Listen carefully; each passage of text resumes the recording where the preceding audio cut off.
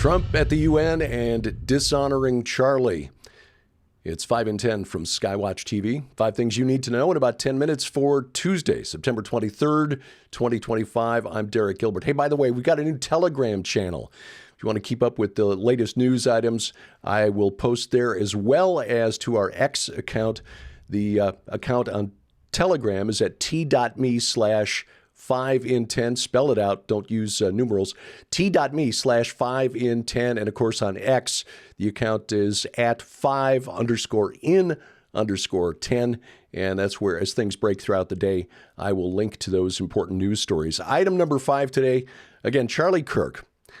Just when we thought Candace Owens had hit peak cringe, she proves us wrong. She is now asking questions in the same way the guys on the Ancient Alien show, ask questions. Could it be aliens?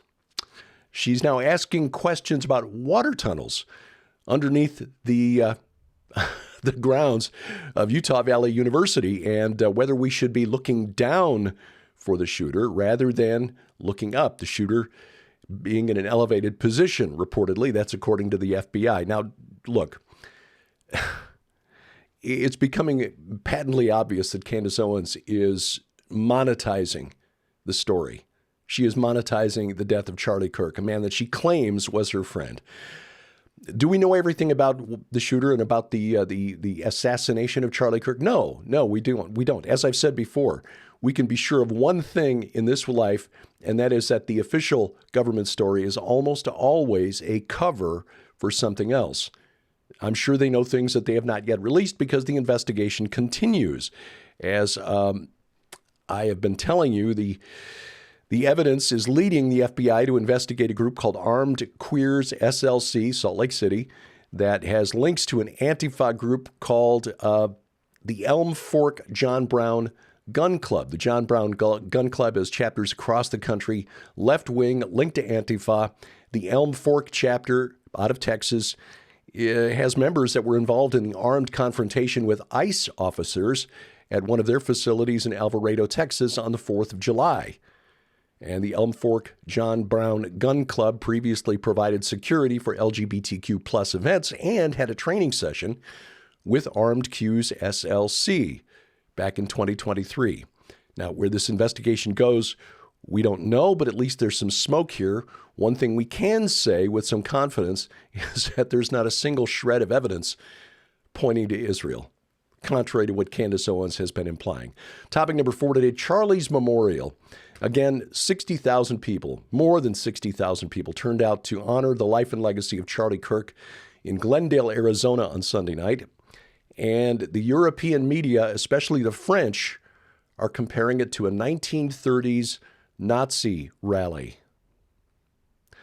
Appearing on a program called Si Politique on the France 5 public broadcasting channel, a woman named Judith Perignon, author of The Other America When Roosevelt Challenged Capitalism in the United States, said, quote, "I thought of those Nazi rallies that took place in the United States in the 1930s. There were big gatherings. American white supremacy is completely connected to Hitler's racial thought. And all this is very related, and these images take me back to those gatherings of the 1930s. The connection is still there," end quote. A similar sentiment from the former French Minister of Culture, Aurélien Filippetti, appearing on the France Info public broadcasting station. Filippetti said, quote, "Inspires me with disgust and fear. All fascist movements have as a characteristic to victimize themselves and to instrumentalize their so-called heroes who died in combat," end quote. In other words, a kind of linking it to events that took place during 1930s Germany that Hitler used to rally his forces. And this was made explicit by the former U.S. ambassador to Finland, Charles Adams, who was on a private broadcaster in France, La Chaîne Info, to compare Charlie Kirk's death to the 1933 Reichstag fire, which just preceded Adolf Hitler's rise to power. Adams linking it, basically saying that Charlie Kirk's death is essentially Donald Trump's Reichstag fire. Frankly, these characterizations are repulsive, repugnant, and shows that the French and Charles Adams, who should know better as an American, have no real understanding of who Charlie Kirk was, his message, and people of Christian faith here. Now, maybe the French, because for more than 1,000 years have, when they've attended church, which most of them don't these days, it's been in the Roman Catholic Church. They don't know how American evangelical Christians are not familiar with how we express our faith in times like this. And to them, it seems weird and creepy and disturbing. And it must be like Hitler. All right. Just looking at where we are and where Europe is right now in terms of freedom of speech and the security of our borders. And I'll take the United States over France or Germany right now. Thank you very much. Item number 3 today, again, rewarding Hamas, as we told you yesterday. 3 of the Anglo-Saxon nations, the United Kingdom, Canada, Australia, officially recognized Palestine on Sunday. As per the memorandum signed with the Palestinian Authority, the UK recognizes the state on 1949 armistice lines, so basically the pre-1967 borders. The Western Wall, the Temple Mount, the Old City of Jerusalem, the Cave of the Patriarchs in Hebron, Rachel's tomb, all of Judaism's most holy sites would now, according to the United Kingdom, be under Palestinian control. Okay, Sir Keir Starmer. Question, I would just note that the 1949 armistice lines gave Gaza to Egypt. So now we're going to give Gaza back to Egypt. I mean, Israel tried to do this after the 1967 Six-Day War. They captured Gaza during the war, wanted to give it back to Egypt, and the Egyptians refused because they didn't want the Palestinians any more than anybody else. That's why none of the other Arab nations in the region want to take the Palestinians in. They're trouble everywhere they go. Israel tried to give the Palestinians what they wanted in 2005 by completely withdrawing not just their military, but all of their settlers too, forcibly removing 10,000 Israeli settlers. Hamas responded by turning it into an armed camp and then launching attacks, rockets into Israel.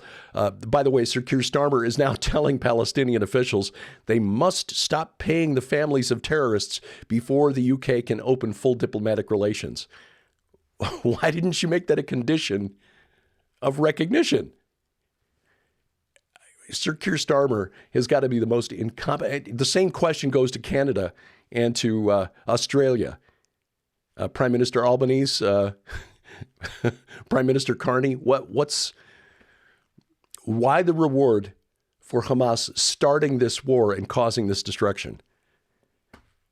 Recognizing Palestine and then announcing that there are conditions. Topic number 2, the United Nations. President Trump addressing the United Nations General Assembly in New York this morning. He was doing so as I was preparing this talk, so I'll have more comments on this tomorrow.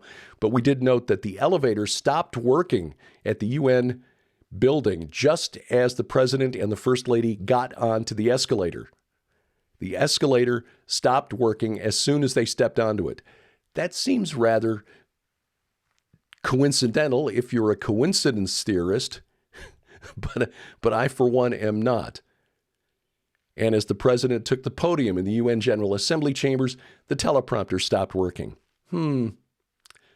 Just think that Johnny from Airplane, if you remember that movie, who unplugged all of the lights on the runway, standing back and laughing. So the president spoke off the cuff and gave the General Assembly a piece of his mind. All I got from the United Nations was a broken elevator, a broken escalator, and a broken teleprompter. Rather symbolic of the way the UN works and its effectiveness these days. More on President Trump's comments tomorrow. And speaking of the movie Airplane, the phrase, "the hand is on the other foot," that rather applies to the Democratic Party right now. I will explain next on 5 and 10. Well, ladies and gentlemen, we want to remind you that Skywatch TV is a viewer-supported ministry, and right now your support helps us not only stay on the air, but also continue the mission through our networks and digital platform, reach areas of the world with the gospel message of Jesus Christ that are unable to financially support us. When you order the new book, Golgotha's Groaning, packed with stunningly unique biblical disclosures from Genesis to Revelation that will shake the end times world, we will send it to you as our gift for your donation of $25 or more. Now that includes free shipping to all U.S. addresses. So again, for your donation of only $25 or more, you'll receive Golgotha's Groaning with free shipping, and you'll be helping Skywatch TV continue reaching the world with the gospel. You can scan the QR code on your screen using the camera app on your phone for instant access to this special opportunity. You can also visit us at skywatchtvstore.com or call 1-844-750-4985 and ask for Golgotha's Groaning right now. Item number 1 today. Yes, the hand is on the other foot. Once again, the United States government is facing budget time. They have been kicking the budget can down the road for years. The last time the United States government passed a budget, as it's required to do by the Constitution, was during the administration of George W. Bush. Instead, they passed these continuing resolutions that just sort of keep funding the government at current levels and kicking the can down the road so that they don't actually have to do what they're supposed to do. Well, last fall, Democrats were upset that Republicans were threatening a government shutdown. Politico, by the way, explains the situation, quote, "It's Republicans who are pushing a clean 7-week continuing resolution, which they say will buy time for more negotiations on full-year spending bills and possibly an extension of expiring health insurance subsidies." Democrats, meanwhile, wrote an alternative 4-week punt that tacks on a laundry list of other demands, including a permanent extension of the insurance subsidies. In other words, give us what we want or we'll shut down the government. It's the hand is on the other foot. Last fall, under President Biden, a Democrat, shutting down the government would have meant the end of the world. And now the Democrats are threatening to shut down the government. Just a reminder that politics is essentially a dog and pony show, except that it would be a lot more entertaining if it was actual dogs and ponies. This week on Skywatch TV, we are talking with Pastor Carl Gallups, his fascinating book, Golgotha's Groaning, the name of Jesus encoded into the very Paleo-Hebrew characters used to write the Old Testament. Yes, he talks about that in this week's program. Don't miss it. It is jaw-dropping. Carl has been shown some things that are just, just convince you that the Bible could not have been written by the human mind.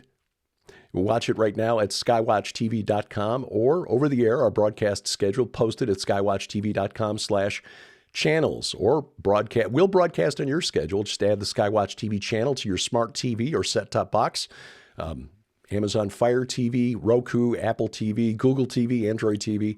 Just go to their app store, find the Skywatch TV channel, install it, and then all of our video content, including these daily news updates, will come right to your big screen. You can watch us on the internet, youtube.com/@Skywatch Television. Subscribe, share, click the bell for notifications, hit the like button.